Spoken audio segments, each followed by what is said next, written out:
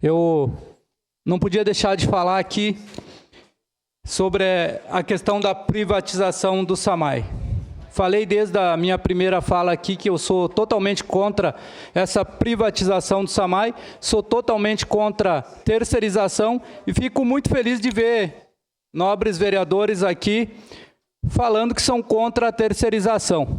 Fico feliz mesmo porque esses mesmos vereadores apoiam os candidatos a governo do Estado, Luciano Lorenzini Zucco, que é favorável à privatização e votou pela privatização da Corsan.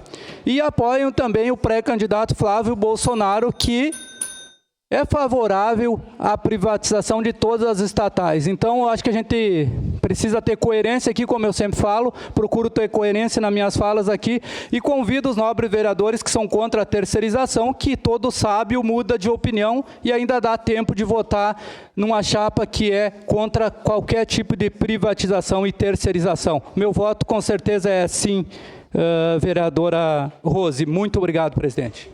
Para declarar